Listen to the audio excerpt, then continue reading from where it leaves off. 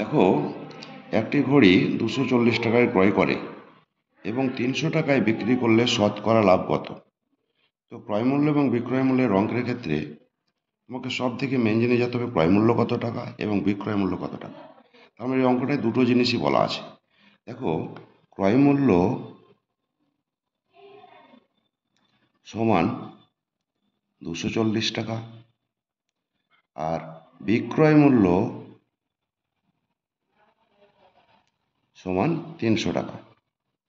তাহলে আমরা জানলাম কি ক্রয় মূল্য এবং বিক্রয় মূল্য দুটো জিনিসই বলা আছে।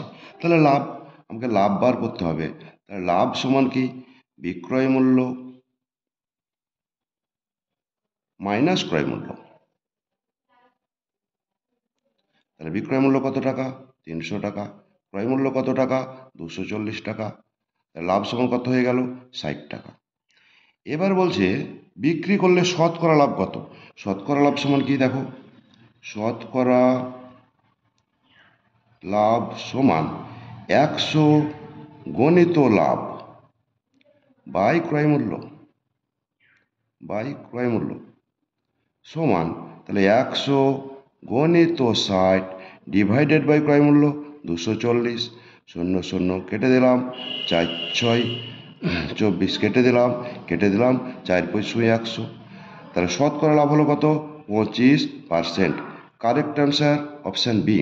দেখো নেক্সট অঙ্ক। একটি রেডিও 480 টাকায় বিক্রি করলে 4% ক্ষতি হয়। তাহলে রেডিওটির ক্রয় মূল্য কত? দেখো, এখানে বিক্রয় মূল্য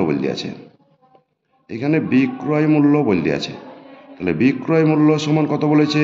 480 টাকা। আর কি বলেছে? 4% ক্ষতি বলেছে, তাহলে ক্ষতি সমান 4%। তাহলে ক্রয় মূল্য কত? এটাই কোয়েশ্চেন। তাহলে ক্রয় মূল্য সমান জিজ্ঞাসা। তাহলে আমি জানি ক্রয় মূল্য সমান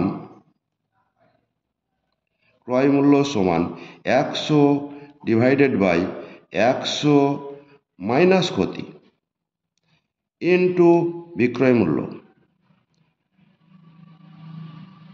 তাহলে কত?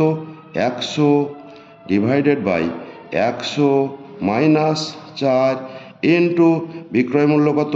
480। তাহলে সমান হয়ে গেল 100 ডিভাইডেড বাই 96 ইন্টু 480। 6 দিয়ে কাটলাম, 6 16 96, 3 16 48। 6 16 96, 3 16 48 কেটে দিলাম, 5 6 30 সমান হয়ে গেল 500 টাকা ক্রয় মূল্য। Option B correct answer.